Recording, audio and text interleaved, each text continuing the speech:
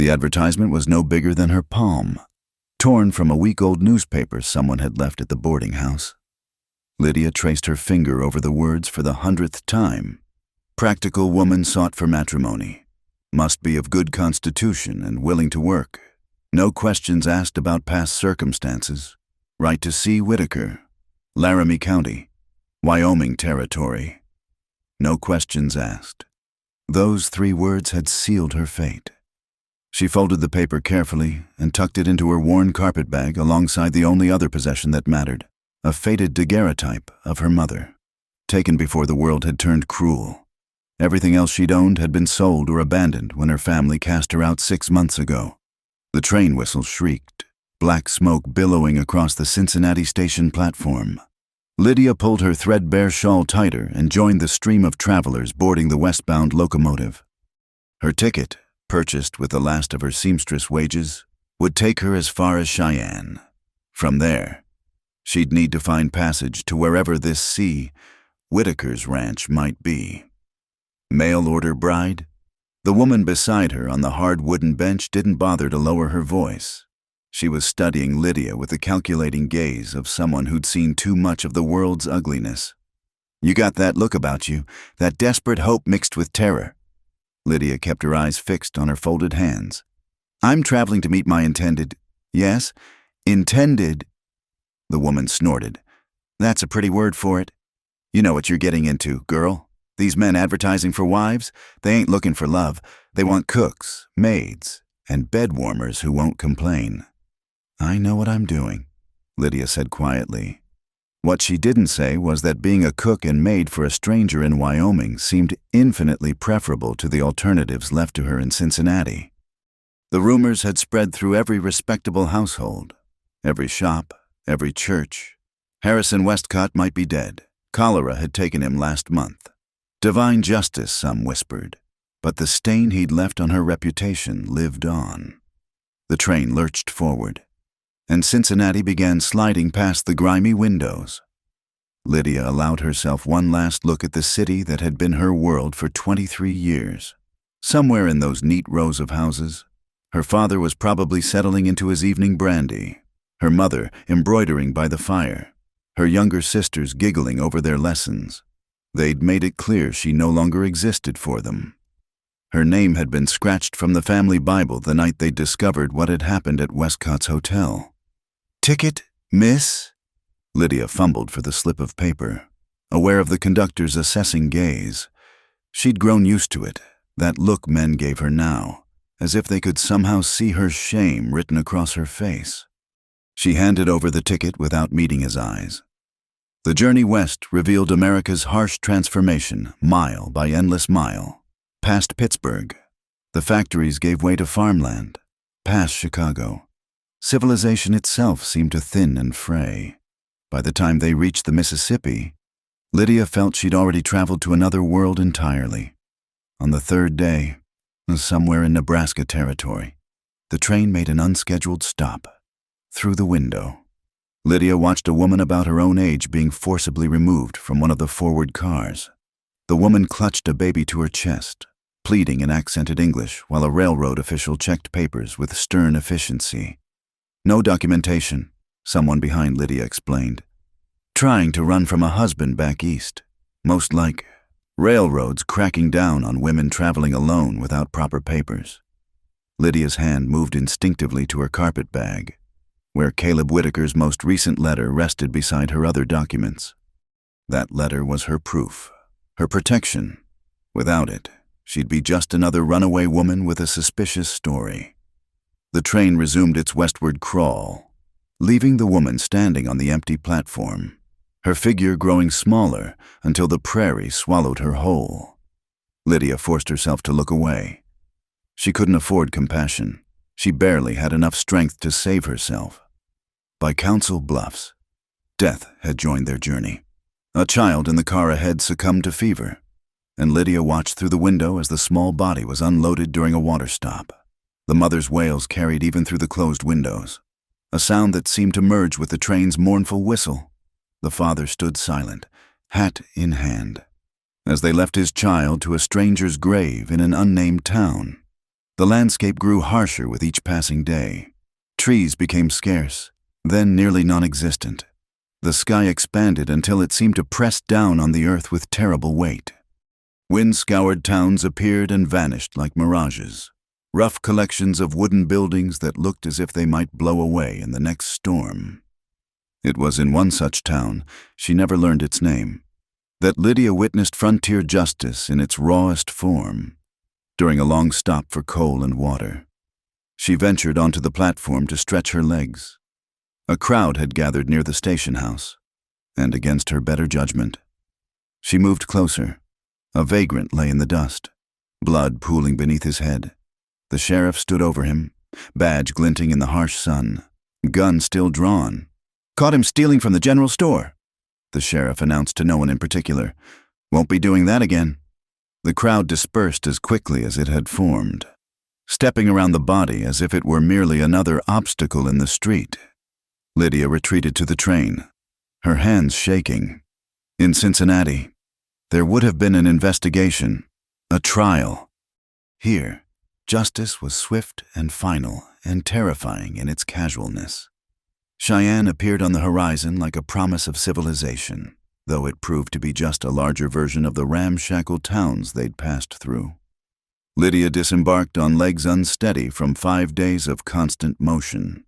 The December wind cut through her thin dress like paper, carrying the scent of cattle and coal smoke and something wild she couldn't name. The station was chaos, cowboys and merchants, proper ladies and painted women, children darting between luggage carts, and everywhere the sense of movement, of people headed somewhere else. Lydia stood on the platform, carpetbag clutched in both hands, suddenly paralyzed by the reality of what she'd done. She was 2,000 miles from everything she'd known, about to meet a man who might be anyone. Anything. "You Lydia Morrison?" The voice made her jump. A man stood beside her, tall, weathered, wearing work clothes and a wide-brimmed hat pulled low against the wind. Not Caleb Whitaker. She realized with relief and disappointment. This man was older, grizzled, with kind eyes that reminded her of her grandfather. "Yes," she managed. "Name's Jake, Mr. Whitaker sent me to fetch you. He's bringing in the herd and couldn't get away." He reached for her bag without ceremony. "This all you got?" She nodded, following him through the crowd. He led her to a wagon that had seen better days, helped her up onto the hard bench seat with surprising gentleness. "It's a day's ride to the ranch," he said, climbing up beside her. "Got blankets in the back if you need them.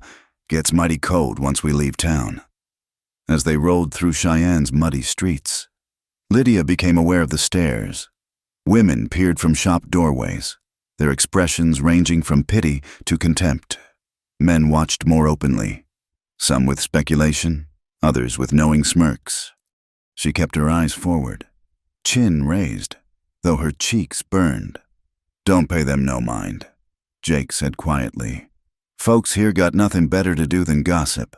They see a woman coming to marry a man she ain't met. They make up their own stories." "What do they say about Mr. Whitaker?" Lydia asked before she could stop herself. Jake was quiet for a moment. "Caleb's a good man, hard-working, keeps to himself since Mary passed." He glanced at her sideways. "He tell you about Mary?" "His wife. She died of consumption." It was nearly all Caleb had shared in his letters, beyond the practical details of ranch life. 3 years ago now. Hit him hard. Ranch is lonely without a woman's touch. Jake clicked to the horses as they left the last buildings behind. "He ain't looking for love, if that's what you're wondering. Just someone to help run things. Man can't do it all alone forever." The honesty should have stung, but Lydia found it oddly comforting. At least there would be no pretense between them, no false expectations. She wasn't looking for love either, just survival. Just a place where her past couldn't follow. The journey to the ranch revealed Wyoming in all its terrible beauty. Mountains rose in the distance, their peaks already white with snow. The land rolled in endless waves of brown grass, broken by ravines and scattered rock formations. They passed through areas where the wind had carved the earth into fantastic shapes, like the ruins of ancient cities. As the sun began its descent, painting the sky in shades of pink and orange. Jake pointed to a cluster of buildings nestled in a valley ahead. "That's the Triple W," he said. "Your new home." Lydia's heart hammered as they descended into the valley. The ranch was larger than she'd expected. A main house, barn, several outbuildings, all looking weather-beaten but solid. Smoke rose from the house's chimney, the only sign of life in the gathering dusk. And there, standing on the porch as if he'd been carved from the same weathered wood, waited Caleb Whitaker. The wagon wheels crunched to a halt on the frozen ground. Caleb Whitaker didn't move from his position on the porch, didn't offer to help her down. He stood with his arms crossed, studying her with eyes the color of winter sky, pale blue and just as cold. He was younger than she'd imagined, perhaps 35, with dark hair that needed cutting and a face that might have been handsome if it weren't set in such harsh lines. "Miss Morrison," he said finally, his voice carrying the same clipped formality as his letters. "Mr. Whitaker." Lydia accepted Jake's help down from the wagon, aware of how travel-stained and disheveled she must appear. 5 days on trains and another in an open wagon had left her dress wrinkled beyond repair, her hair escaping its pins despite her best efforts. "Jake'll show you to your room," Caleb said, already turning away. "Supper's at 6. We rise at 4:30. And with that sparse welcome, he disappeared into the house, leaving Lydia standing in the cold with her single carpet bag and the sinking realization of what she'd gotten herself into. The house was better inside than its weathered exterior suggested. Clean, sparse, but with good bones. Wooden floors that had been well maintained. A large stone fireplace. Windows facing all directions to catch what light the prairie offered. Jake led her up narrow stairs to a small room under the eaves. "This was Mary's sewing room," he said, setting her bag on a simple wooden bed. "Caleb cleared it out for you." The room held only the bed, a washstand, and a small chest of drawers. A rag rug covered part of the floor, and muslin curtains hung at the single window.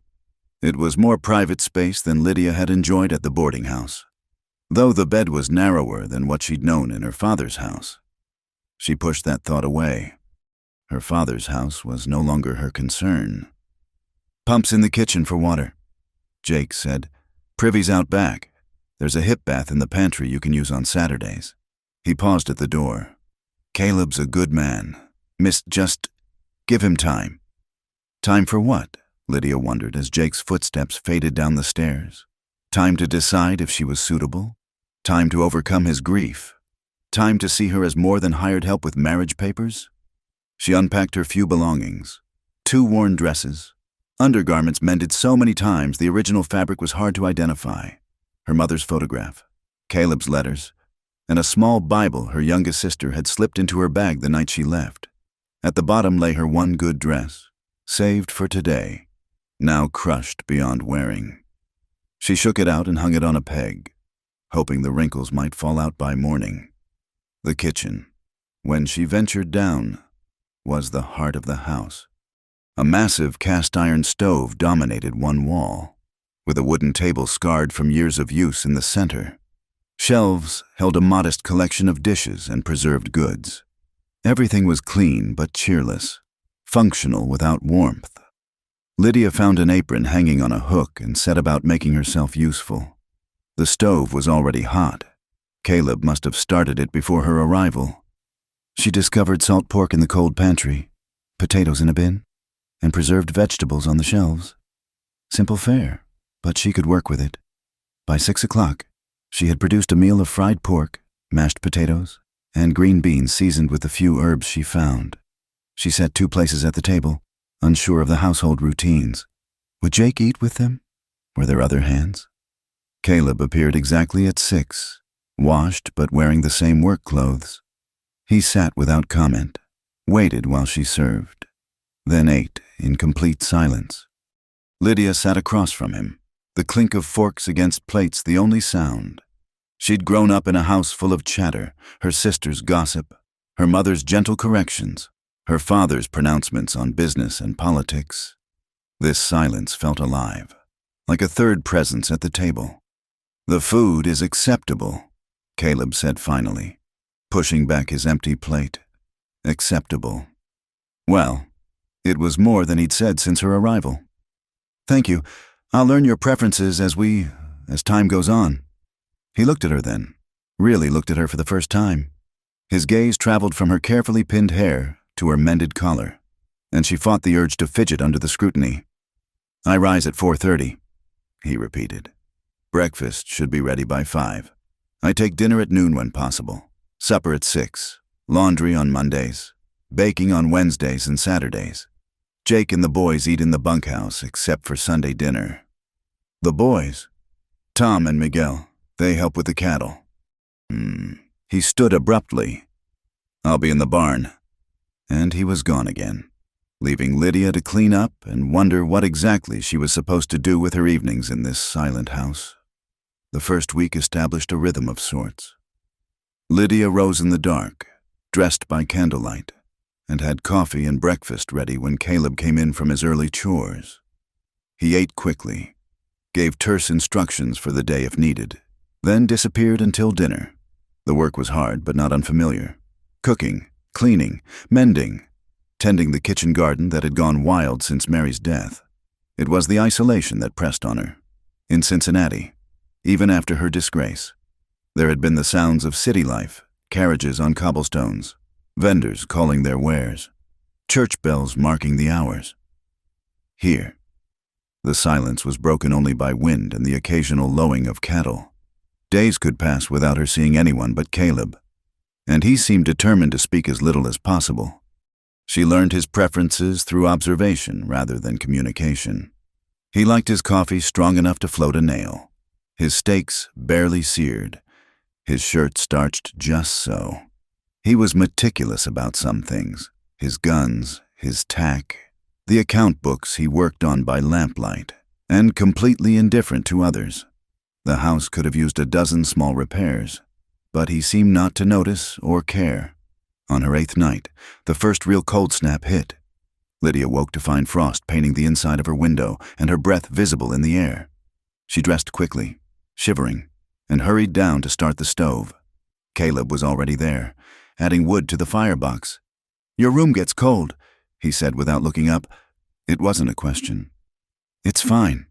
There are extra blankets in the hall cupboard." He straightened, and for a moment they stood close in the small kitchen. She could smell wood smoke and leather on him, see the lines that sun and grief had carved around his eyes. "I'll have Jake look at the chinking in your walls." It was the longest speech he'd made since her arrival. Lydia nodded, oddly touched by this small consideration. "Thank you." He moved past her toward the door, then paused. "The stew last night. Make it again sometime." And then he was gone, leaving Lydia to wonder if she'd just received a compliment or simply another instruction. The second week brought her first trip to town for supplies. Caleb himself drove the wagon, sitting as far from her on the bench as possible. The journey passed in customary silence until they reached Laramie's outskirts. "You'll have credit at Murphy's General Store," he said then. "Get what's needed for the house. Don't gossip. Don't linger. I'll meet you back here in 2 hours." Lydia climbed down from the wagon, aware they were already drawing stairs. A woman she'd never be able to afford swept past in rustling silk, lifting her skirts as if Lydia might contaminate them. 2 men lounging outside the saloon exchanged knowing looks and low comments. Inside Murphy's, the reaction was more subtle but no less cutting.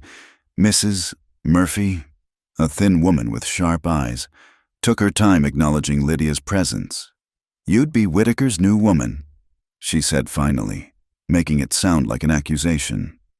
"Mrs. Whitaker?" "Yes." Lydia kept her voice steady, though using the title felt like claiming something she hadn't earned. "Mrs." Murphy's gaze swept over Lydia's mended dress and worn boots. "Heard he sent away for you. Mail order." There was no good response to that, so Lydia simply began listing what she needed: flour, sugar, coffee, salt, thread for mending, soap for laundry. The basic stuff of life, made awkward by the weight of unspoken judgment.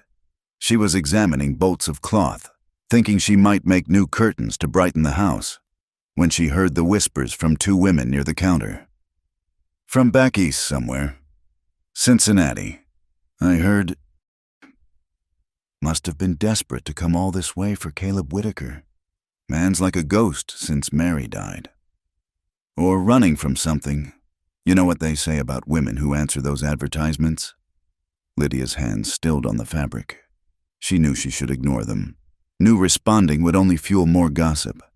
But the familiar burn of shame mixed with anger made her turn. "I find," she said clearly, "that what they say is rarely worth repeating." The women had the grace to look embarrassed, but Lydia knew she'd won no friends. She completed her purchases quickly and was waiting outside when Caleb returned. He took one look at her face and loaded the supplies without comment. But as they left town, he said quietly, "It'll get easier, or they'll find someone else to talk about." It was the first time he'd acknowledged that her position might be difficult, and Lydia felt an unexpected warmth toward him. "I'm not afraid of gossip," she said. "No?" He glanced at her sideways. "Then why are you here?" The question hung between them for the rest of the silent journey home. That night, Lydia lay in her narrow bed and admitted to herself that he was right. She was here because gossip in Cincinnati had made her life unbearable, because whispers and pointed fingers and withdrawn invitations had driven her to answer a stranger's advertisement, because she was, in fact, exactly what those women in town thought, desperate. But as she listened to Caleb's footsteps pacing the floor below, she wondered if desperation was something they might have in common. The third week brought the first snow. Lydia woke to a world transformed. The harsh landscape softened and made beautiful by white. She stood at her window, enchanted despite the cold, until duty called her to the kitchen. Caleb was already gone, but he'd left wet boots by the door and snow on the floor. Lydia mopped it up, started breakfast, and was surprised when he returned earlier than usual. "Storm's coming," he said, shaking snow from his coat. "Could be a bad one. I need to get the stock secured."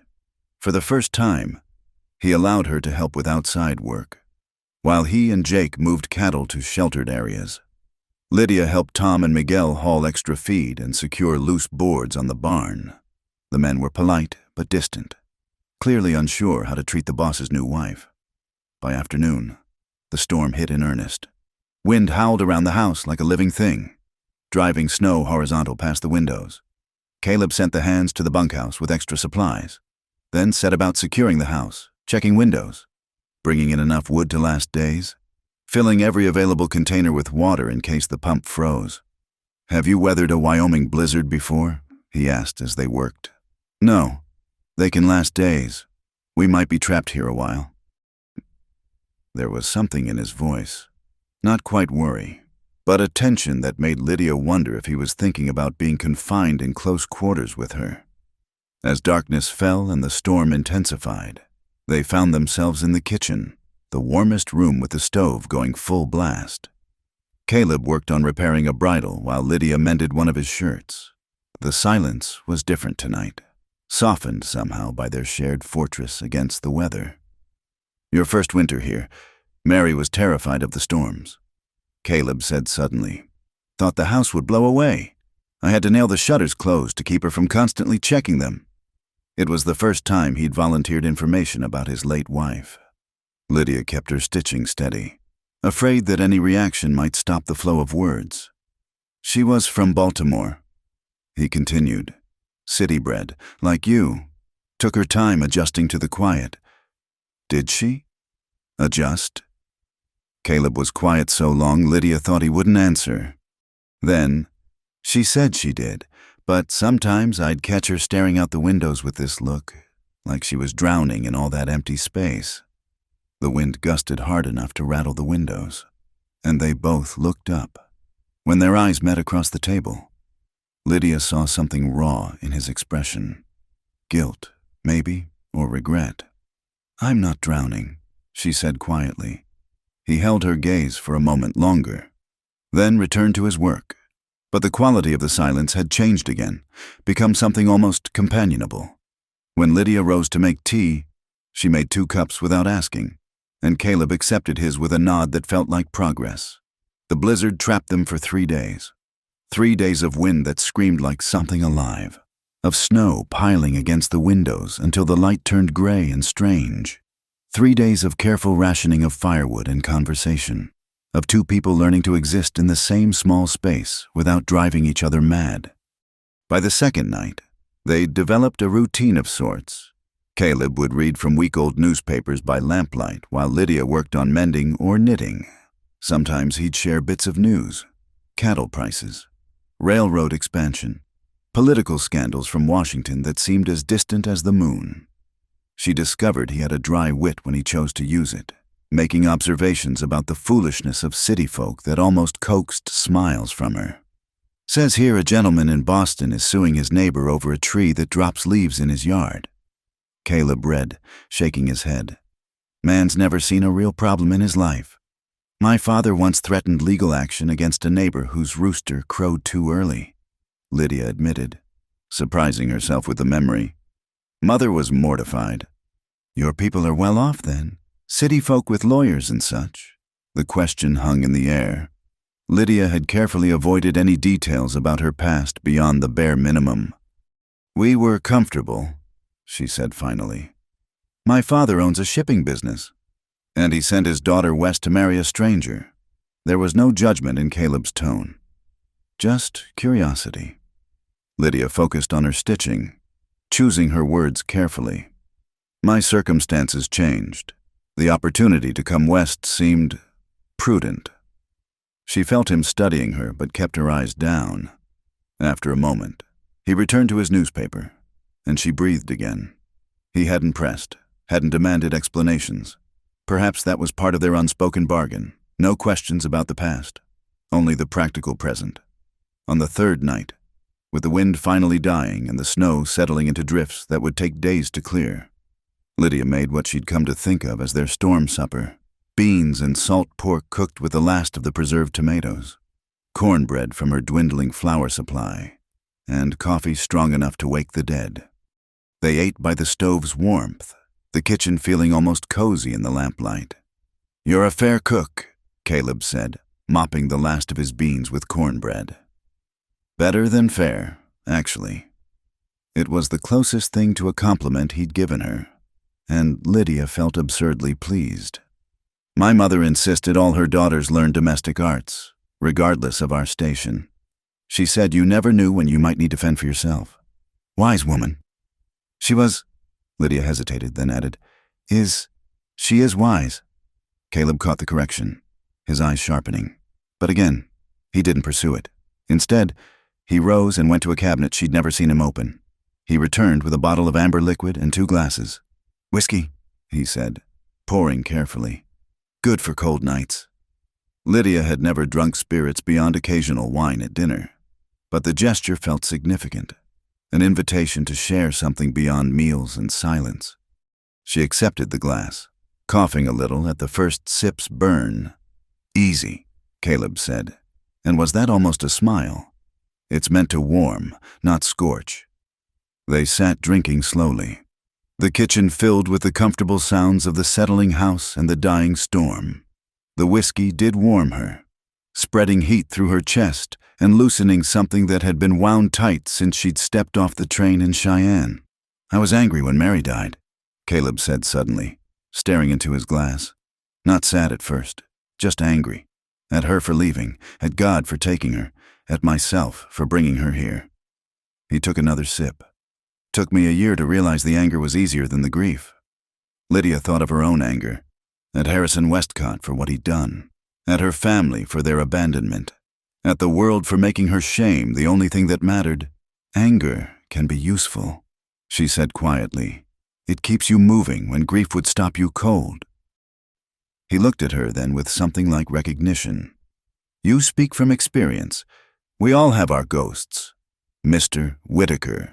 Caleb, he corrected. If we're sharing whiskey and wisdom, might as well use given names.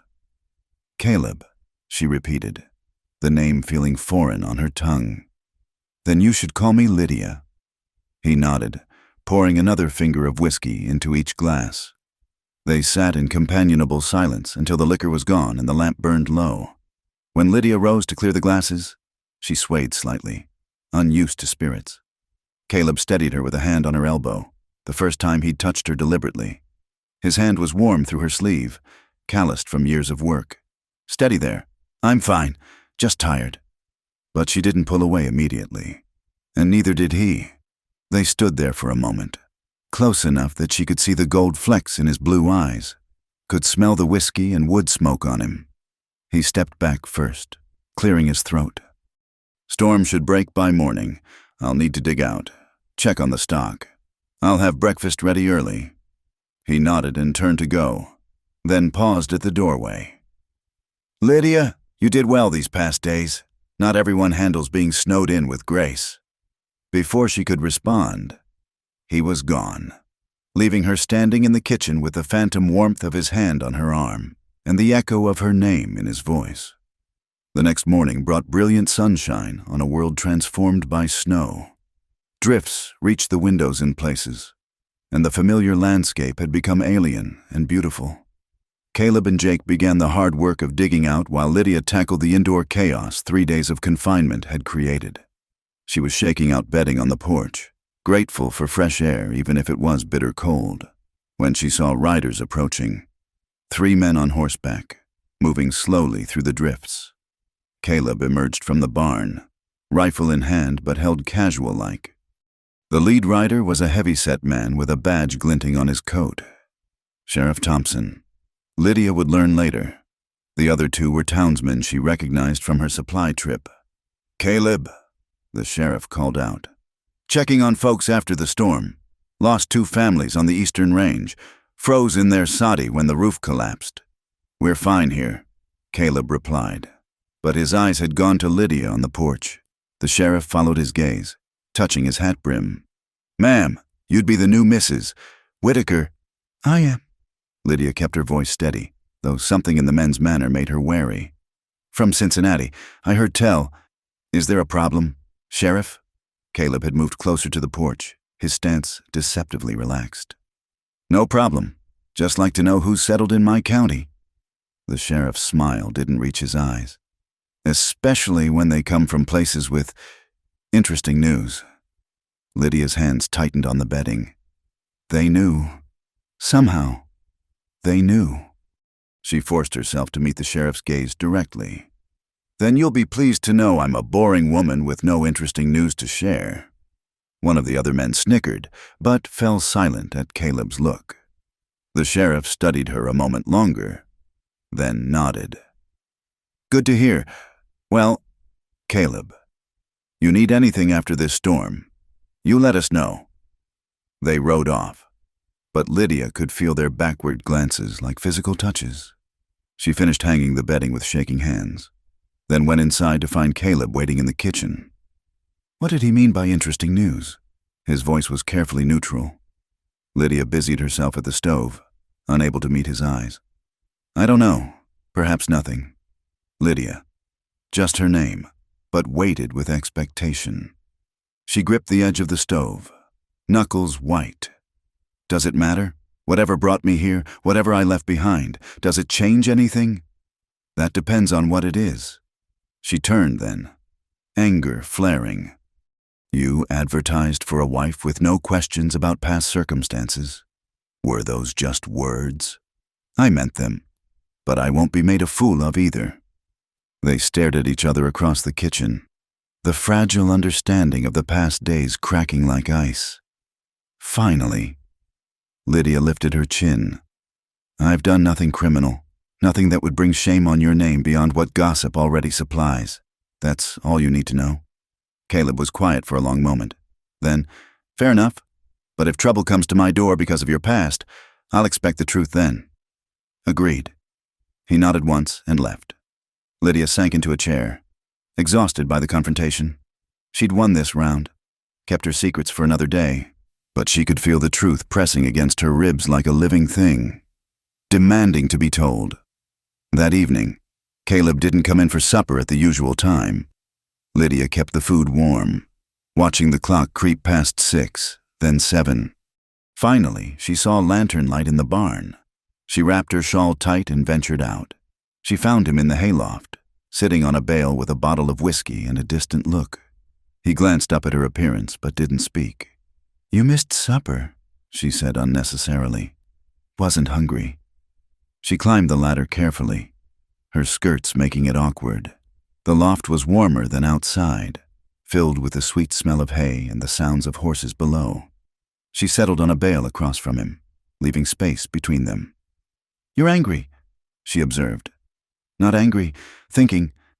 He took a pull from the bottle, then offered it to her. She surprised them both by accepting, the whiskey burning familiar now. "About whether you made a mistake bringing me here." "About trust." He leaned back against the hay, studying the rafters.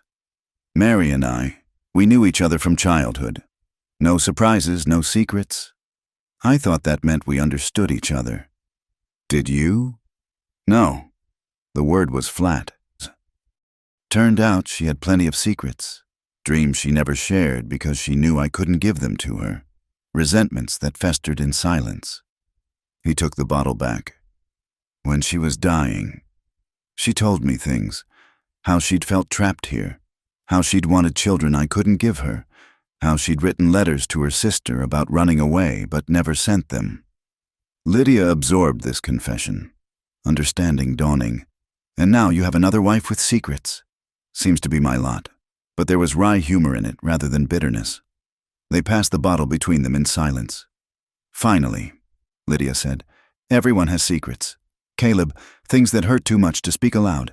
It doesn't mean I came here to deceive you." "Why did you come here?" She considered her words carefully. "Because I needed to be somewhere I could breathe again, somewhere the past couldn't suffocate me." She met his eyes.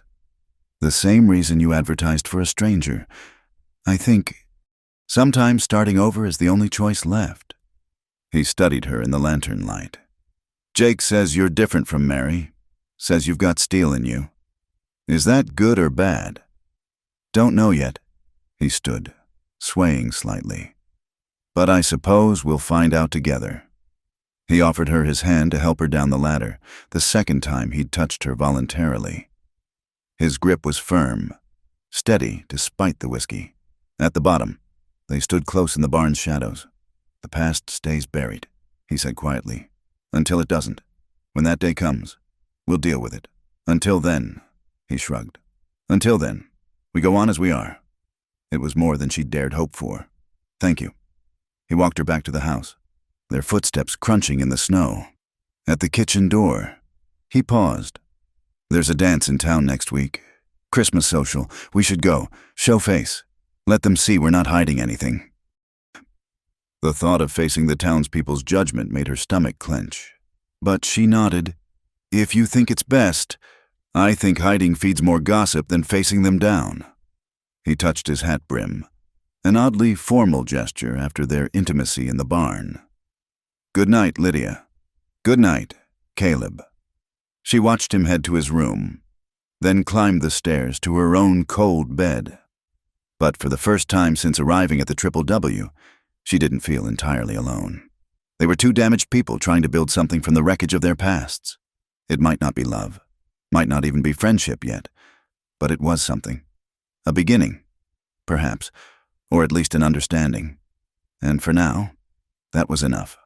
The Christmas social arrived too quickly. Lydia stood before the small mirror in her room, attempting to arrange her hair into something presentable. She'd spent the previous evening altering her one good dress, letting out seams and adding fresh trim from fabric bought on their last supply run. It was still painfully plain compared to what the town ladies would wear, but it would have to do. A knock at her door made her startle. "Yes?" "Brought you something." Caleb's voice, gruff through the wood. She opened the door to find him holding a small box, looking uncomfortable. He was dressed in what must be his best clothes, a black suit that had seen better days but was carefully brushed, a clean white shirt, string tie. He'd even trimmed his hair and shaved close. The transformation was striking. "Mary's things," he said, offering the box. "Thought there might be something suitable." Inside lay several pieces of jewelry, nothing fancy by Cincinnati standards, but pretty in their simplicity. A cameo brooch, pearl ear bobs, a delicate gold chain with a small cross. I couldn't. She'd want them used, not gathering dust. He shifted his weight. We leave in 20 minutes. After he left, Lydia selected the ear bobs and pinned the cameo at her throat. Looking in the mirror, she saw a stranger, not the Cincinnati shipping heiress, not the shamed woman who'd fled west, but someone new, someone who might actually be Mrs. Caleb Whitaker. The ride to town was tense. Caleb handled the horses with his usual competence, but she could see the tight set of his jaw, the way his hands gripped the reins. This was hard for him too, facing the community for the first time with a new wife, knowing the whispers that would follow. We don't have to stay long, he said as the town lights appeared. Show face, dance once or twice, leave when we can. I know how to manage social occasions. It came out sharper than intended, nerves making her voice tight. I didn't mean... He stopped, started again. I just meant you don't owe these people anything. The community hall was blazing with light and noise. Fiddle music spilled out into the cold night, along with laughter and the sound of dancing feet. Caleb helped her down from the wagon, his hand lingering on her elbow. Ready? She lifted her chin. Ready. The music stuttered when they entered, conversations dying mid-word. Lydia kept her eyes forward, hand on Caleb's arm. As they moved through the crowd, she could feel the weight of stares. Hear the whispers starting already? That's her, the mail-order bride. Heard she was run out of Cincinnati. Poor Mary barely cold. Mrs. Murphy from the general store intercepted them near the punch bowl. Mr. Whitaker, Mrs. Whitaker. She managed to make the title sound like an insult. How nice you could join us. Mrs. Murphy. Lydia inclined her head exactly as her mother had taught her, polite but distant, giving nothing away. Other townspeople approached in careful waves. Some were genuinely welcoming, a few ranchers' wives who knew the loneliness of the prairie, a young couple new to town themselves, but more carried that sharp curiosity, that hunger for scandal. You must find our little town quite different from Cincinnati, one woman probed, eyes bright with malice disguised as interest. What made you leave such a civilized place? The advertisement for a wife, Lydia replied smoothly. It seemed God's providence to match a man in need of help with a woman seeking purpose. The woman blinked, clearly hoping for more scandalous reasons. Before she could press further, the fiddler struck up a reel, and Caleb touched Lydia's arm. Dance! She let him lead her onto the floor, grateful for the escape. She'd expected awkwardness. When had this taciturn rancher last danced? But Caleb moved with surprising grace. He held her correctly, formally, but she could feel the strength in his arms, the careful control. You're full of surprises, she murmured as they turned. Mary insisted I learn, said a man who couldn't dance was only half civilized. His lips quirked. Seems it's serving its purpose tonight. They completed the dance without speaking further, but Lydia felt the room's attention like heat. When the music ended, Caleb guided her to a corner where they could catch their breath. Water? He offered. Please. He'd barely left when a man approached, well-dressed, oily smile, the kind of confidence that came from never being told no. Mrs. Whitaker, isn't it? I'm Ernest Hartwell, own the bank. I don't believe we've been properly introduced. Mr. Hartwell. She didn't offer her hand. He stepped closer. Too close. Voice dropping. Quite a journey you've made. Cincinnati to here. One wonders what could motivate such a dramatic change. One might wonder many things. Lydia kept her voice level. But polite people rarely voice such speculation. His smile sharpened. Oh, but I'm terribly curious by nature. You see, I have business associates in Cincinnati. The name Morrison rang familiar, so I made inquiries. Ice formed in her stomach. Did you? Indeed. Shipping family. Quite respectable. Until recently. He leaned in, whiskey heavy on his breath. Tell me, does your husband know why your family cast you out? Does he know about Harrison Westcott? The room spun. Lydia gripped the wall behind her, fighting nausea. I don't know what you're talking about. No, perhaps I should enlighten him. Man deserves to know what kind of woman he's brought into his home, what kind of experiences she's had. That's enough. Caleb's voice, cold as winter wind. Lydia hadn't heard him return, but suddenly he was there, stepping between her and Hartwell. The banker backed up but kept his smug smile. Ah, Whitaker, just having a friendly chat with your charming wife. Didn't look friendly from where I stood. Caleb's stance had shifted subtly, weight balanced, ready. Think it's time you found other company.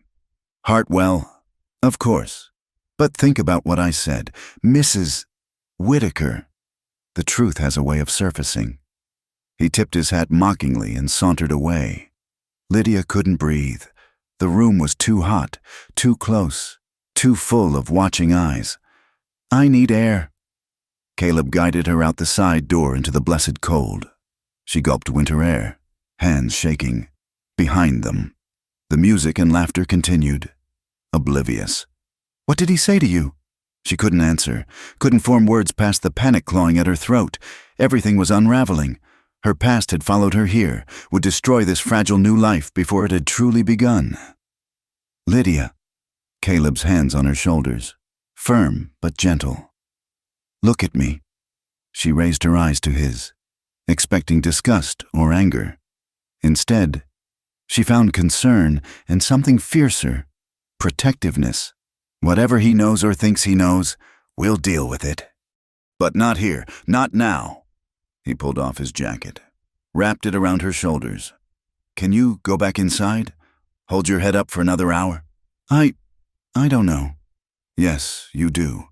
You're stronger than this. Show them they can't break you with whispers and threats. The jacket smelled like him, leather and soap and something uniquely Caleb. She drew strength from it, from his steady presence. All right. They returned to the hall together, if anything.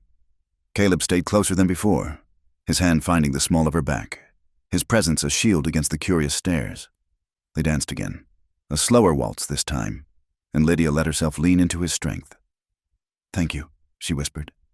We protect what's ours out here, he replied, and something in the phrase made her shiver. When they finally escaped. The ride home was silent but not uncomfortable. Lydia huddled in Caleb's jacket, watching stars pierce the clear sky.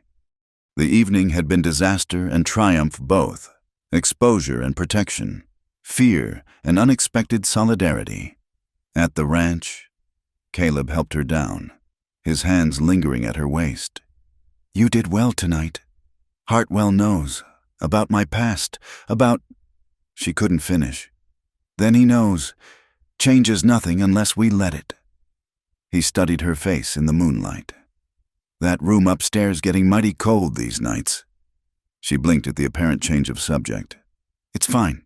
No, it's not. He cleared his throat, looking away. What I'm trying to say, that is, the house has other rooms, warmer rooms. Understanding dawned slowly. Caleb, not asking for anything you're not willing to give, just offering a warm place to sleep. Lord knows we could both use the comfort after tonight. The invitation hung between them, fragile as frost. Lydia thought of her cold, narrow bed, of the nightmares that would surely come tonight. Then she thought of the safety she'd felt in his presence at the dance, the way he'd stood between her and harm. I'll get my things, she said quietly. His room was larger than hers, dominated by a bed built for a man his size. The furnishings were sparse but well made. A washstand, a chest of drawers, a chair by the window. It smelled of him, that mix of leather and outdoors she'd come to associate with safety. She stood uncertainly by the door, nightgown clutched in her hands. Caleb lit the lamp, then turned his back, giving her privacy to change. The simple courtesy almost undid her. When she was ready, she found him already in bed, wearing what looked like a clean undershirt and drawers, the covers pulled up to his waist. He'd left space for her, plenty of it. She slipped in beside him, careful not to touch. They lay in silence, both staring at the ceiling. The bed was indeed warmer than her narrow cot, the mattress softer. But it was his presence that eased the tight knot in her chest, the steady sound of his breathing that kept the panic at bay. "Hartwell won't let it go," she said into the darkness. "Probably not. You should know. Tomorrow," he interrupted. "Tell me tomorrow, if you need to. Tonight, just rest." She turned on her side, facing him. In the dim light, she could just make out his profile: strong nose, stubbled jaw, the slight furrow between his brows that never quite went away. "Why are you being kind to me?" He was quiet so long she thought he wouldn't answer. Then, "Because I know what it's like to carry shame that's not entirely your fault, to have folks judge you for something beyond your control. Mary? Me. What I couldn't give her, what I failed to be." He turned his head, meeting her eyes. "We're a matched pair. You and I, both running from different ghosts." Without thinking, she reached out, found his hand under the covers. His fingers were rough, calloused, but they closed around hers gently. "No more running," she whispered. "Whatever comes, we face it here. Together. Together." They fell asleep that way, hands linked across the space between them. When dawn came, bringing with it all the challenges Hartwell's knowledge would create, they would meet it as something new, not quite husband and wife, not yet lovers, but partners united against a world that would see them broken. But for now, in the quiet darkness of a winter night, they simply held on. Two souls finding anchor in unexpected places, learning that sometimes the strongest bonds are forged not in passion, but in the simple act of choosing to stay. Morning came too soon, bringing with it the weight of unspoken truths. Lydia woke to find herself alone in the bed. Caleb's warmth already faded from the sheets. She could hear him moving about downstairs, the familiar sounds of his morning routine. For a moment, she allowed herself to burrow deeper into the pillows that smelled of him, postponing the inevitable. When she finally descended, dressed and composed, she found him at the kitchen table with coffee and account books. He looked up at her entrance, and something passed between them, acknowledgement of the line they'd crossed, of the conversation that awaited. "Coffee's hot," he said simply. She poured herself a cup, then sat across from him. The morning light was unforgiving, showing every line of worry on both their faces. "I need to tell you," she began. "You don't need to—" "Yes, I do." She wrapped her hands around the warm mug, gathering courage. "Harrison Westcott was a business associate of my father's, 60 years old, wealthy, respected. He stayed at our home during a business trip last spring." Caleb set down his pencil, giving her his full attention. His face was carefully neutral, but she could see the tension in his shoulders. "One night, I was returning late from a church social. Everyone else was asleep. I found him waiting in the parlor, drinking my father's brandy. He said he couldn't sleep, asked me to sit with him." Her voice went flat, mechanical. "I should have refused, gone straight to my room. But he was a guest, a family friend. I thought—" She stopped, swallowing hard. Caleb didn't prompt her, just waited. "He forced himself on me." The words came out barely above a whisper. "In my own home, in the parlor where my mother held her teas. Afterward, he straightened his clothes and warned me that no one would believe me if I told. He was right. Lydia. I told my mother the next morning. She slapped me." The memory of it still stung. "Said I must have encouraged him somehow. My father was worse. He accused me of trying to trap Westcott into marriage, of sullying the family name for profit." She raised her eyes to Caleb's face, bracing for disgust or disbelief. Instead, she found a fury so cold it made her shiver, but not directed at her. "They threw me out that night, gave me enough money for a few weeks' lodging and told me never to darken their door again. The servants were already whispering, and soon all of Cincinnati knew some version of the story, each one painting me as the villain. And Westcott died of cholera 2 months later. People said it was God's judgment, but not for what he did to me, for associating with a woman of low character." She gave a bitter laugh. "Your advertisement arrived the same week I spent my last dollar on bread. It seemed like salvation." Caleb was quiet for a long moment, When he spoke, his voice was rough. "How old are you, Lydia?" 23. Christ. He pushed back from the table, paced to the window. 23 and carrying all that alone. "I'm not asking for pity. Good, because that's not what I'm offering." He turned back to her. "Hartwell thinks he can use this against us. Thinks he can hold it over your head, maybe drive you out so he can—" He stopped, jaw clenching. "So he can what?" "Nothing, just Hartwell being Hartwell." But she caught the implication. The banker had his own interests in seeing their marriage fail. A knock at the door interrupted them. Caleb answered it to find Jake, hat in hand. "Boss, we got company coming.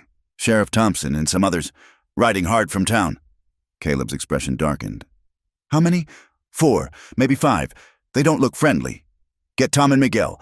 Tell them to stay close to the barn but out of sight." He turned to Lydia. "Go upstairs." "No." She stood, chin raised. "Whatever they've come for, I'll face it." He looked like he wanted to argue, but the sound of horses ended the discussion. Caleb grabbed his rifle from beside the door, not pointing it at anyone, just holding it casual-like. Lydia stood slightly behind him on the porch, hands clasped to hide their trembling. Sheriff Thompson led the group, with Hartwell beside him looking smugly satisfied. 3 other townsmen completed the party, one she recognized as the judge, another as the minister. "Morning, Caleb," the sheriff said, not dismounting. "Mrs. Whitaker." "Sheriff, bit early for a social call." "This isn't social." Thompson pulled out a folded paper. "We've received a formal complaint regarding the validity of your marriage. Specifically, that Mrs. Whitaker entered into the contract under false pretenses, concealing information that would have materially affected your decision." "That's ridiculous," Lydia started, but Caleb's hand on her arm silenced her. "Who filed this complaint?" Though they all knew the answer. "I did," Hartwell spoke up, practically preening. "As a concerned citizen and protector of public morality, a man deserves to know if he's married a—" "Choose your next word very carefully," Caleb interrupted, and something in his tone made Hartwell's mouth snap shut. The judge, a thin man named Garrett, cleared his throat. "The law is clear on fraudulent marriages.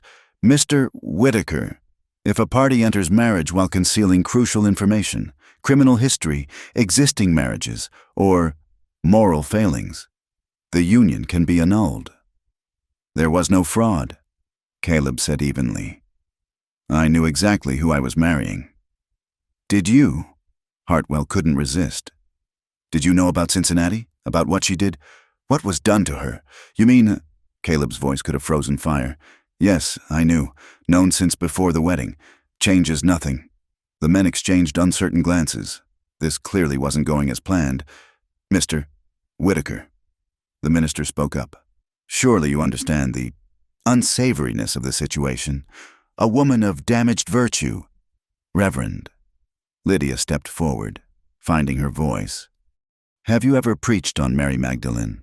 On Christ's words to the men eager to stone an adulteress? 'Let him who is without sin cast the first stone.'" "I believe." The minister flushed. "That's hardly the same." "Isn't it? You stand here ready to judge me for another man's violence, to punish me for a crime committed against me? Where in Scripture does Christ endorse such justice?" "The woman has a point," the judge admitted reluctantly. "Unless there's proof of actual fraud or concealment from Mr. Whitaker. He's clearly been manipulated." Hartwell insisted. No rational man would knowingly— "I'd stop talking now," Caleb advised, and the rifle shifted slightly in his hands. "You've said your piece, made your complaints. Now get off my land." "This isn't over," Hartwell warned. "The town has standards. The town can mind its own business.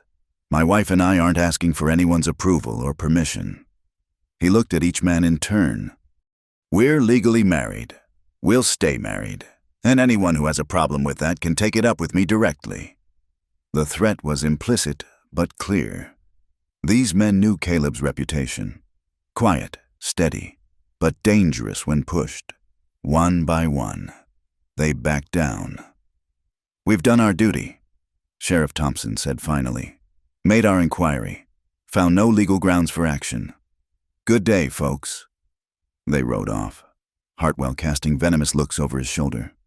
Lydia sagged against the porch rail, adrenaline leaving her shaky. It's not over, she said quietly. No, but we won today. Caleb set the rifle aside, turned to her. You did well. That bit about scripture was inspired. My mother would be mortified. Ladies don't quote Bible verses at ministers. But she smiled slightly. Your mother was a fool. The blunt words made her blink. Any parent who'd cast out their child for being hurt is no parent at all. The fierce protectiveness in his voice undid her. Tears she'd held back for months suddenly threatened. Caleb. He pulled her against him, awkward but sincere.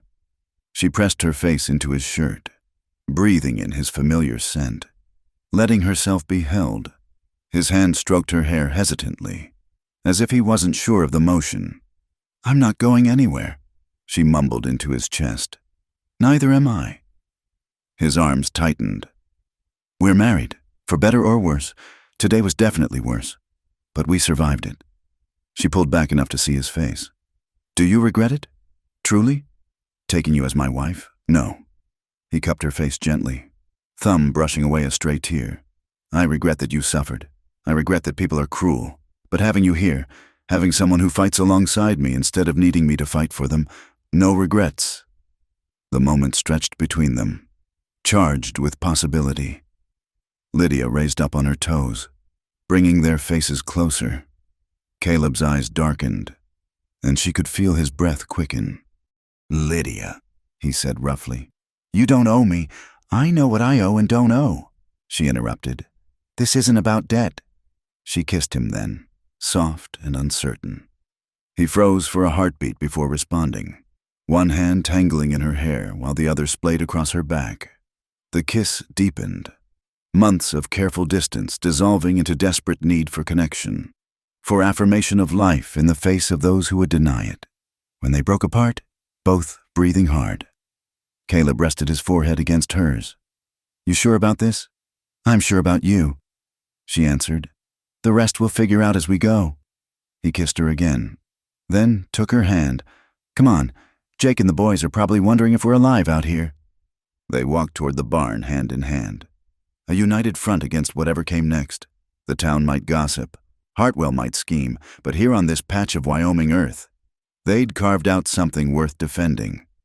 That night, when Caleb came to bed, there was no hesitation. Lydia reached for him in the darkness, and he came to her with a tenderness that made her weep. His hands were gentle but sure, worship and healing in every touch. When he paused, concerned by her tears, she pulled him closer. Don't stop, she whispered. Please, make me forget everything but this. He loved her then with patient devotion, erasing Harrison Westcott's violence with reverent caresses, replacing brutal taking with generous giving. And when she cried out, it wasn't in fear or pain, but in wonder at finding pleasure where she'd known only hurt. Afterward, they lay entwined, sweat cooling on their skin. Caleb traced lazy patterns on her bare shoulder, occasionally pressing kisses to her temple. Thank you, she murmured. For what? For seeing me as more than damaged goods. He tilted her chin up, making her meet his eyes. You're not damaged, Lydia. You're the strongest woman I know. And anyone who can't see that is a fool. She kissed him then, pouring all her gratitude and growing love into the gesture. Outside, winter wind rattled the windows, but here in their bed, warmth reigned. I love you, she said, the words surprising them both. Caleb's eyes widened, then softened. I love you too. God help me. I think I have since you stood up to those men today, quoting scripture and refusing to cower. They made love again, slower this time, savoring each touch and sigh. And when sleep finally claimed them, it was deep and dreamless, the sleep of two souls who'd found safe harbor in the storm. Spring came slowly to Wyoming, fighting winter for every inch of ground. By March, the snow had retreated to the mountains, leaving muddy earth and the first brave shoots of grass. Lydia had settled into ranch life with surprising ease. her days filled with the endless work of keeping house and helping with the livestock when needed. It was on a deceptively warm afternoon that the past finally caught up with her. She was hanging laundry, enjoying the feel of sun on her face after months of cold, when she heard horses approaching, multiple horses moving fast. Caleb was out with the herd, Jake and the hands with him. She was alone. 3 men rode into the yard, and Lydia's blood turned to ice. The lead rider dismounted with casual arrogance, and even before he turned, she knew. The way he moved, the set of his shoulders, she'd seen it in nightmares for a year. But it wasn't Harrison Westcott. He was dead, she knew that. This was his brother, Franklin Westcott. Younger, but with the same cruel eyes, the same entitled bearing. Well, Franklin said, sauntering closer. Lydia Morrison, or should I say, Mrs. Whitaker. You've done well for yourself. She forced herself to stand straight, though her hands trembled on the wet sheet she held. What are you doing here? Is that any way to greet family? After all, you nearly were my sister-in-law. His smile was cold, predatory. If Harry had lived, he might have done the honorable thing. Your brother had no honor, she managed. No? Yet you were eager enough for his attentions. From what I heard. He moved closer, and she backed against the laundry line. Threw yourself at him. The servant said, tried to trap him into marriage. That's a lie. Is it? The whole of Cincinnati society doesn't think so. He reached out, fingered a lock of hair that had escaped her pins. Harry always did have good taste. I can see why he was tempted. She slapped his hand away. Don't touch me. His eyes hardened. Still playing the innocent victim. You destroyed my family's reputation with your lies. Harry died broken-hearted, shamed by your accusations. He died of cholera, Lydia said flatly, and any shame was his own doing. Franklin's hand shot out, gripping her arm hard enough to bruise. You little... The click of a gun being cocked froze them both. I'd let go of my wife if I were you. Caleb stood 10 feet away, rifle aimed steady at Franklin's head.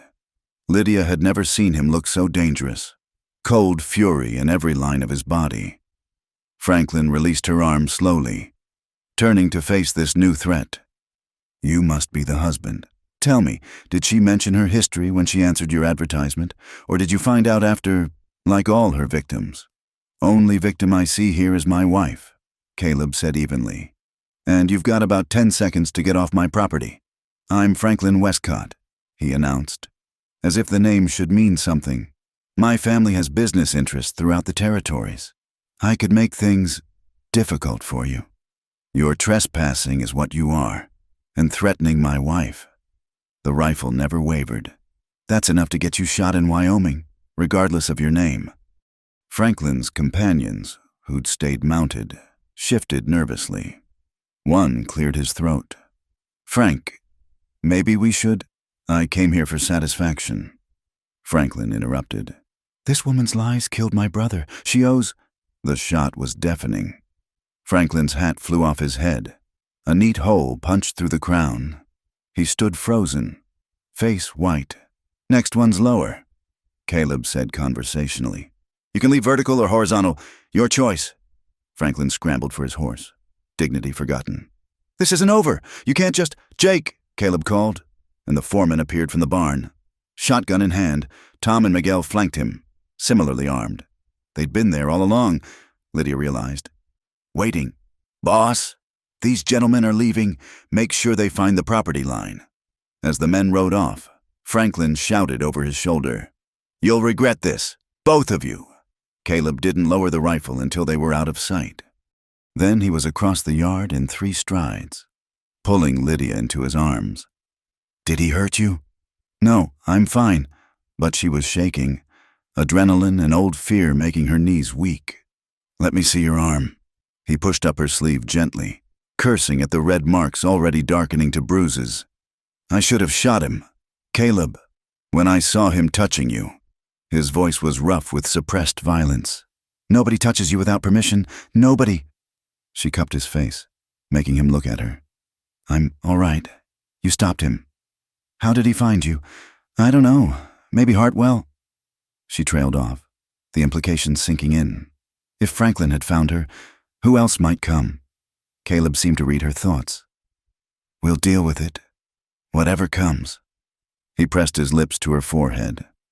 Come on, let's get you inside. That night, Caleb was especially tender with her, as if trying to erase Franklin's touch with his own. He kissed each bruise on her arm, murmuring apologies for not being there sooner. Lydia clung to him, letting his solid presence chase away the shadows.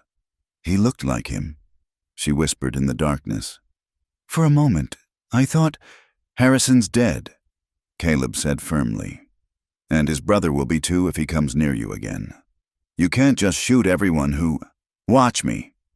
There was no bravado in it, just flat certainty. I failed Mary. Couldn't protect her from sickness, but I can protect you from men like that. I don't need you to fight my battles. No, he agreed. You're strong enough to fight your own, but you don't have to anymore. We face things together now. Remember? She kissed him then, pouring her gratitude into the gesture. When they made love, it was with desperate passion, affirming life and choice in the face of those who would deny both.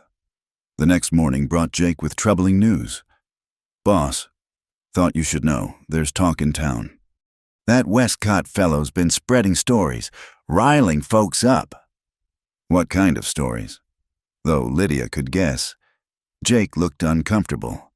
About past dealings, says he's got proof, letters or some such.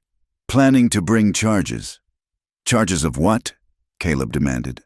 Moral corruption, public indecency. He's throwing around a lot of words. Jake glanced at Lydia apologetically. Says she pursued his brother, then cried assault when he rebuffed her. Says he's got witnesses. Servants, Lydia said dully. Paid to say whatever the family wanted. It's lies, Caleb said flatly. Course it is. Jake agreed. But lies have a way of sticking, especially when folks want to believe them. They spent the day in tense preparation. Caleb cleaned and loaded every gun on the property, set the hands to watching the roads. Lydia tried to go about her normal routine, but her hands shook as she worked. That evening, as she served supper, Caleb caught her wrist gently. We could leave, he said quietly. Pack up, head further west, California, maybe, or Oregon.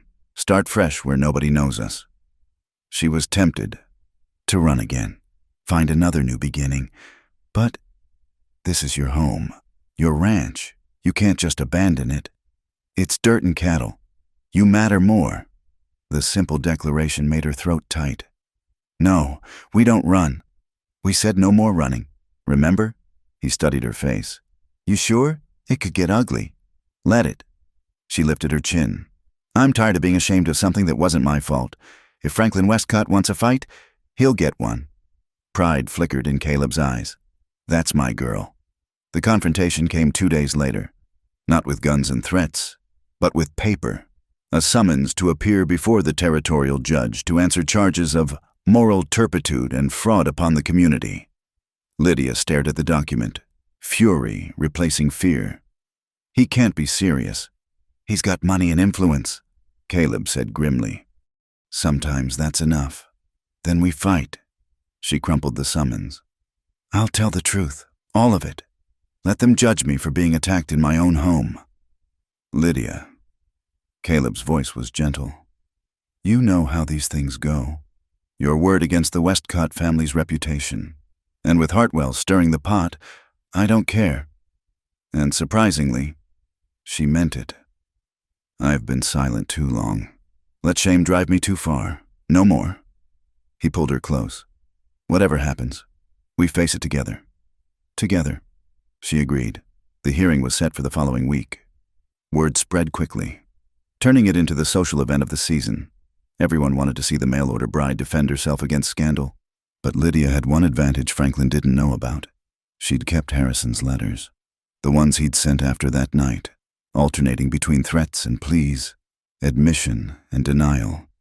She'd hidden them in her Bible, unable to destroy them but unable to look at them either. These prove he knew what he did, she told Caleb, spreading the damning pages on their kitchen table. His own words condemn him. Caleb read them, his face darkening with each line. Why didn't you show these to your family? I tried. They said I must have encouraged him to write them, that proper ladies don't receive such correspondence. She laughed bitterly, as if I had any choice in receiving them. The judge will have to listen to these. Maybe, or maybe he'll side with Franklin anyway. She gathered the letters carefully. But at least the truth will be spoken. The night before the hearing, Lydia couldn't sleep. She stood at their bedroom window, watching clouds race across the moon. Caleb's arms came around her from behind, pulling her against his warm chest. Scared, terrified, she admitted, but also relieved to finally stop hiding. He turned her in his arms. Whatever happens tomorrow, you're the bravest woman I know, and I'm proud to stand beside you. She kissed him then, deep and desperate. They made love with fierce intensity, as if storing up sensation against an uncertain future. And when dawn broke, they rose together, dressed in their best clothes, and prepared to face the judgment of a world that had already condemned her once. The courthouse was packed beyond capacity, people standing in the aisles and crowding the doorways. Word of the scandal had spread through 3 counties, drawing spectators like wolves to carrion. Lydia kept her eyes fixed straight ahead as Caleb escorted her through the mob, his hand firm on her elbow. Shameless, someone hissed. Poor Whitaker, taken in by a Jezebel. Should run her out of town on a rail. Caleb's jaw tightened, but he kept walking. Jake, Tom, and Miguel formed a protective barrier behind them, their presence a silent warning to anyone thinking of doing more than whisper. Judge Garrett presided from behind his bench, looking deeply uncomfortable with the proceedings. Franklin Westcott sat at the plaintiff's table with a well-dressed lawyer from Denver, radiating smug confidence.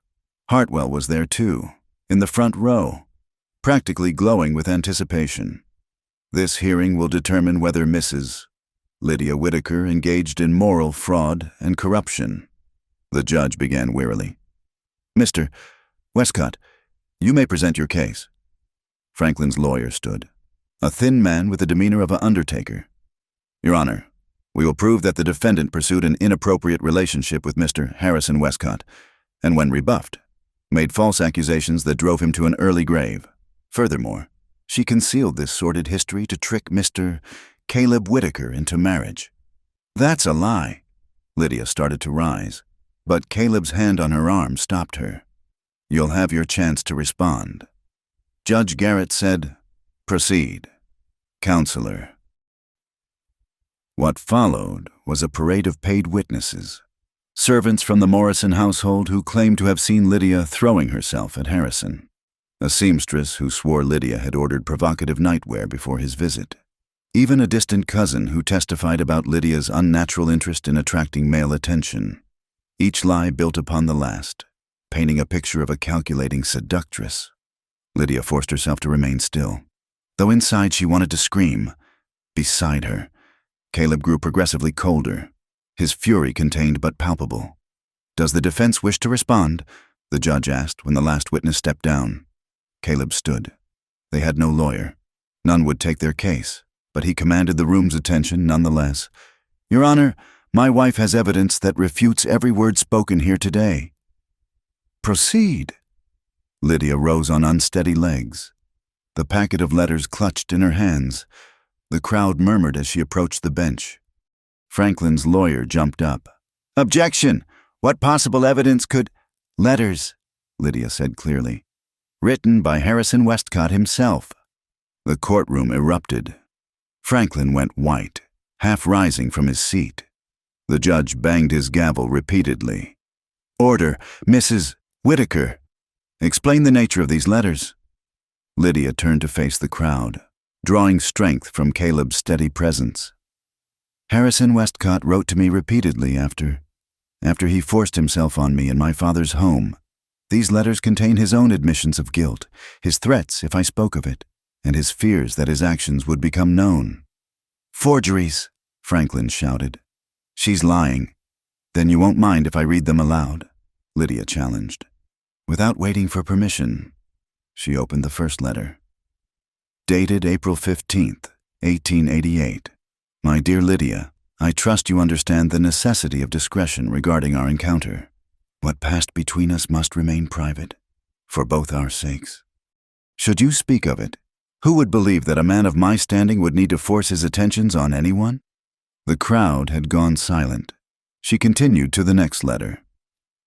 April 22nd. Your silence these past days troubles me. Perhaps I was too ardent in my affections. But surely you understand that your beauty compelled me beyond reason. No court would convict a man for succumbing to such temptation, especially when the woman was unchaperoned at such a late hour. Stop, Franklin commanded, but his voice lacked its earlier authority. Lydia read on, each letter more damning than the last. Harrison's veiled threats, his acknowledgement that she had fought him, his panic when she told her mother despite his warnings. By the time she reached the final letter, written days before his death, begging her not to pursue charges, the courtroom was tomb silent. These could still be forgeries, Franklin's lawyer ventured weakly. Then compare the handwriting to any business document Harrison Westcott signed. Caleb suggested. I'm certain Mr. Franklin has plenty in his possession. Franklin slumped in his chair, defeated. The judge studied the letters, then looked at Lydia with something approaching kindness. Mrs. Whitaker, why didn't you present these to authorities at the time? I tried. Your Honor, my parents refused to believe me. The police said without witnesses. It was my word against his, and as these letters show, Harrison knew that. He counted on it. And your husband, when did he learn of this? Before we married. Caleb spoke up. She told me everything. I chose to marry her not in spite of her past, but because I recognized her strength in surviving it. Judge Garrett nodded slowly. Mr. Franklin Westcott, do you wish to pursue these charges? Franklin's lawyer whispered urgently in his ear. But the fight had gone out of him. No, Your Honor. Then I find no evidence of moral fraud or corruption on Mrs. Whitaker's part. These proceedings are dismissed. He banged his gavel with finality. And Mr. Westcott, if I hear of you harassing this woman again, you'll face charges of your own. Wyoming takes a dim view of men who threaten married women. The crowd erupted again, but this time the tone was different. Some still whispered scandal, but others looked thoughtful, even sympathetic. A few women caught Lydia's eye with understanding nods, women who perhaps had their own untold stories. Outside the courthouse, Franklin confronted them one last time. You've ruined my family's name, he snarled. Your brother ruined it himself. Lydia replied steadily. I just refused to let him ruin mine too. Franklin looked like he wanted to say more, but the gathering crowd of ranch hands, not just Caleb's men, but others who'd come to support them, made him think better of it. He slunk away, diminished and defeated. Mrs. Whitaker? A tentative voice made Lydia turn. A young woman stood nearby, well-dressed but nervous. I wanted to say, that was very brave, what you did in there. Thank you, Lydia managed. The woman leaned closer, dropping her voice. My uncle, when I was 15, I never told anyone. Tears gathered in her eyes. Seeing you stand up there, speak the truth, maybe someday I'll be that brave. She hurried away before Lydia could respond. But others approached, women who pressed her hand silently, men who nodded respectfully to Caleb. Not everyone. There would always be those who preferred the comfortable lie of blaming the victim, but enough to matter. Let's go home, Caleb said quietly. And Lydia had never heard sweeter words. The ride back to the ranch was quiet, both of them processing the morning's events. As they pulled into the yard, Lydia was surprised to see a buggy waiting. The driver was a middle-aged woman in modest but quality clothing. Mrs. Whitaker, I'm Agnes Brennan. I run the school in town. She twisted her hands nervously. I wondered, that is, I hoped, would you consider teaching? We desperately need someone for the younger children, and after today, well, I think you'd be a fine example for them." Lydia blinked, stunned. But surely the parents wouldn't want—" "Some wouldn't, Mrs." Brennan admitted. "But others would, especially the mothers. We've all known women who've suffered in silence. Maybe it's time that changed." "I need to think about it," Lydia managed. "Of course, the position is yours if you want it." She climbed back into her buggy, then paused. "My daughter is 8. I'd be proud to have her learn from a woman who knows how to stand up for truth." After she left, Lydia stood in the yard, overwhelmed. Caleb's arms came around her from behind. "Seems you've started something," he murmured. "I just wanted to stop hiding." "You did more than that. You gave other women permission to stop hiding, too." He turned her to face him. "I'm proud of you, proud to call you my wife. Even with all the talk this will generate? Especially then." He kissed her gently. "Let them talk. We know the truth." That evening, as Lydia prepared supper, she felt lighter than she had in over a year. The past wasn't erased. It never could be, but it no longer held power over her. She'd spoken her truth in full daylight and survived. "I think I will take that teaching position," she told Caleb over dinner. "Good. Those children could use someone like you. It won't be easy. Some parents will object, maybe pull their children out. Their loss." He reached across the table to take her hand. "You've got too much to offer to hide it away out here." Later, as they prepared for bed, Lydia found herself studying her reflection in the mirror. The woman looking back wasn't the scared girl who'd fled Cincinnati, nor the desperate bride who'd arrived in Wyoming. This was someone new, scarred but not broken, tested but not defeated. "What are you thinking?" Caleb asked, coming up behind her. "That I'm finally becoming who I was meant to be, not despite what happened, but because I survived it." He kissed her neck softly. "And who is that?" "Lydia Whitaker," she said firmly. "Teacher, rancher's wife, truth-teller." She turned in his arms. "Yours, mine." He agreed and kissed her deeply. They made love tenderly that night, a celebration of victories won and battles survived, and when Lydia lay in Caleb's arms afterward, listening to his heartbeat, she knew that while there would still be hard days ahead, gossip to weather, minds to change, wounds to heal, she wouldn't face them alone. In the morning, she would write to Mrs. Brennan accepting the teaching position. She would face down the skeptics and win over the children. She would build a life of purpose from the ashes of her shame. But tonight, she simply held her husband close and reveled in the freedom of being fully known and completely loved, damaged past and all. The schoolhouse was smaller than Lydia had imagined. A single room with rough-hewn desks and a pot-bellied stove that fought valiantly against the spring chill. On her first morning as teacher, only 6 children showed up, their parents brave or desperate enough to overlook the scandal. "Good morning," Lydia said, her voice steadier than her hands. "I'm Mrs. Whitaker, and I'm delighted to be your teacher." The children stared with frank curiosity. The youngest, a girl of perhaps 6 with tangled braids, raised her hand immediately. "Yes? My mama says you're the lady who made Mr. Westcott run away. Did you really shoot at him?" "That was my husband," Lydia corrected gently. "And he shot at his hat, not him. Violence is rarely the answer to our problems." "But sometimes it is," asked an older boy, maybe 11, with the calculating look of someone testing boundaries. "Sometimes we must defend ourselves," Lydia agreed. "But first, we use our words and our minds. That's why you're here, to learn to fight battles with knowledge instead of fists."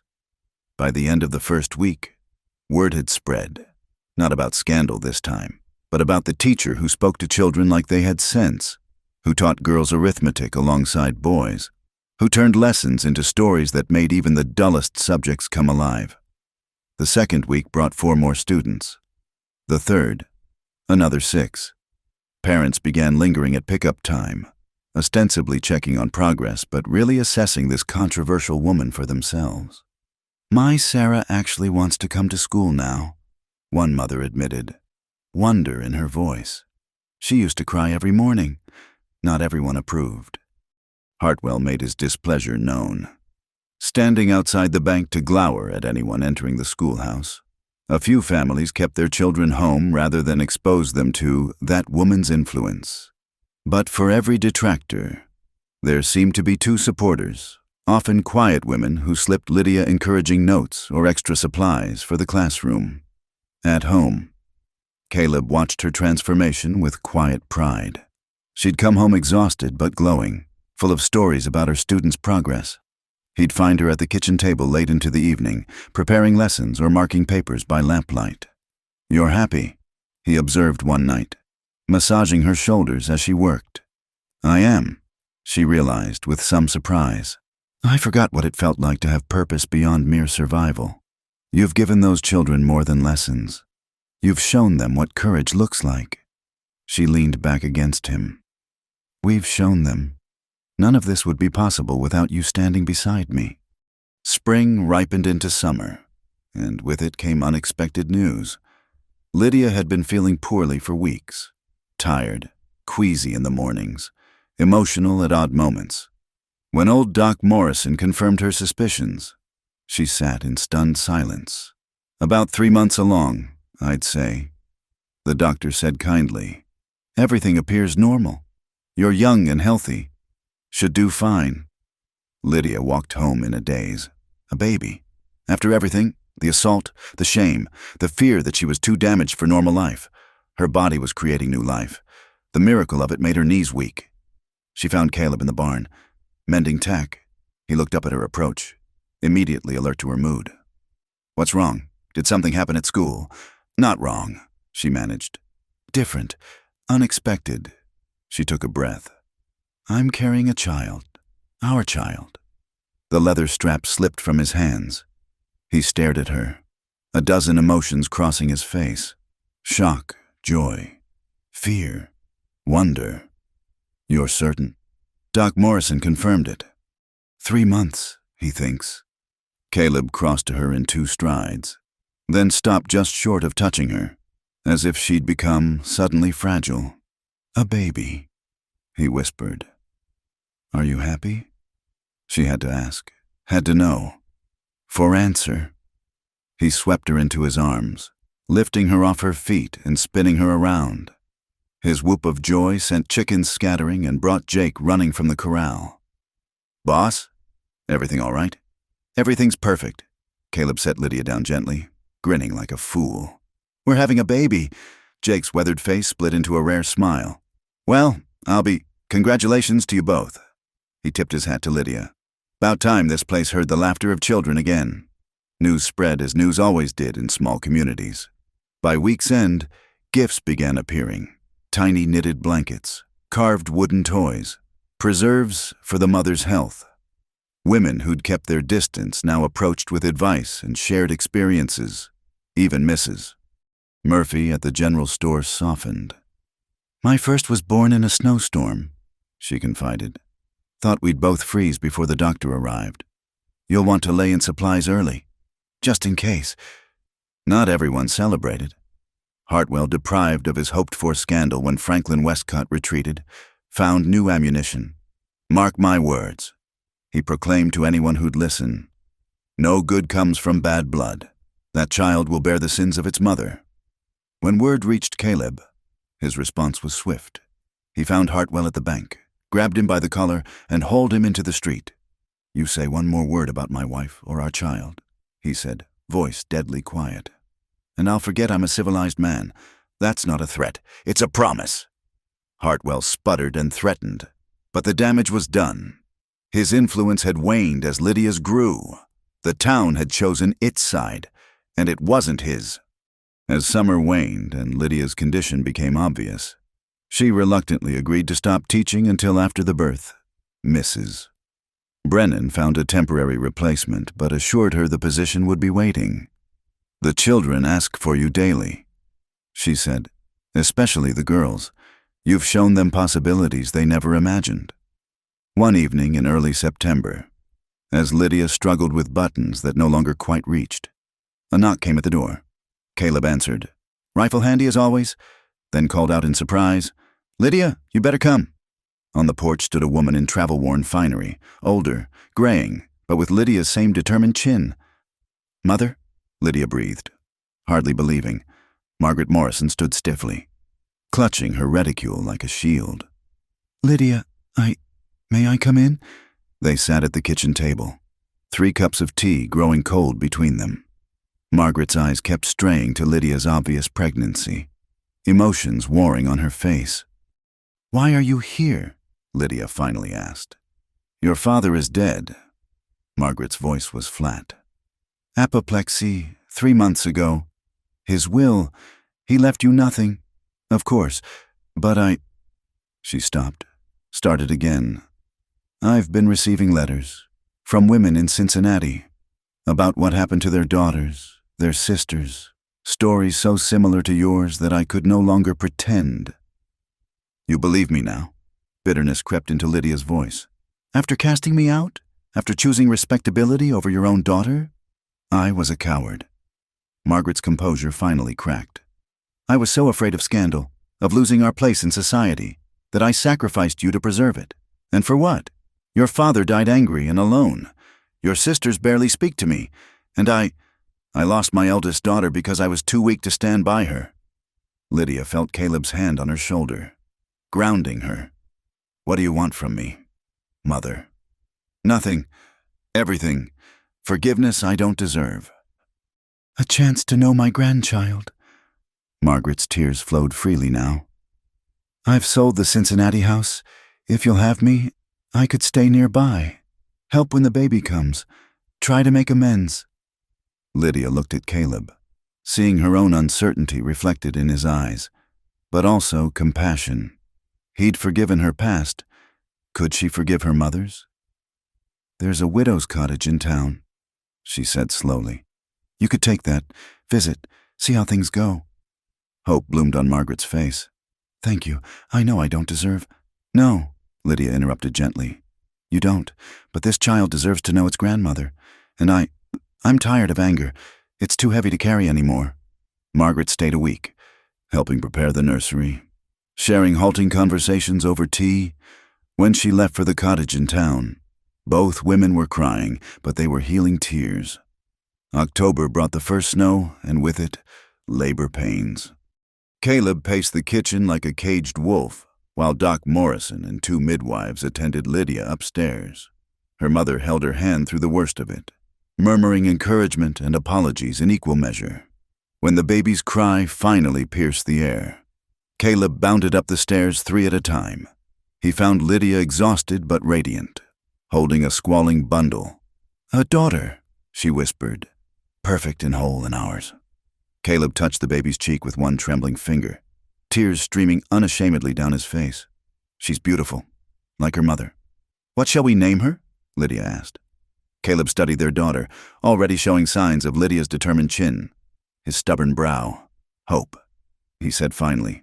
"Hope Mary Whitaker, for the future and for the past that brought us together."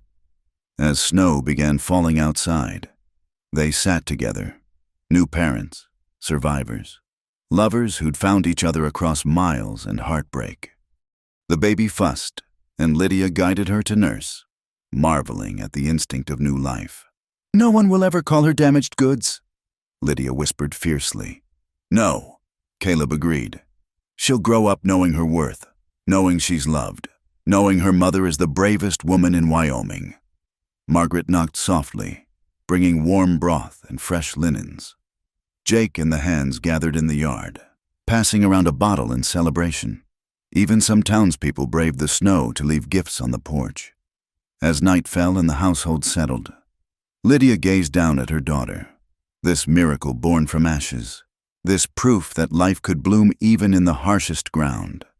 She thought of the woman who'd fled Cincinnati in shame, of the desperate bride who'd answered an advertisement, of all the versions of herself she'd been and shed. "Thank you," she whispered to Caleb as he held them both. "For what?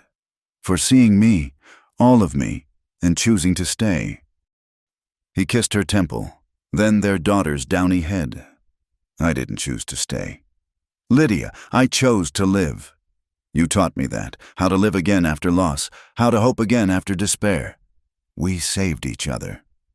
Outside, the Wyoming wind howled its winter song. But inside, the Whitaker family was warm and whole and home. The past was not erased. It never could be. But it no longer defined them. They'd written a new story in the vast spaces of the West, a story of redemption and courage and unexpected love. And as Hope Mary Whitaker slept in her mother's arms, surrounded by love that had conquered shame, Lydia knew that sometimes the most beautiful endings come from the most broken beginnings. Thank you, friends, for joining me around the campfire to hear Lydia and Caleb's story. Where are you listening from tonight? Drop a comment below and let me know. I love connecting with fellow lovers of Wild West tales from around the world. If this story touched your heart, please subscribe to Wild West Campfire for more tales of courage, redemption, and romance from the American frontier. And don't forget to share your thoughts. What part of Lydia's journey spoke to you most? Until next time, partners, keep riding toward your own sunset. Happy trails.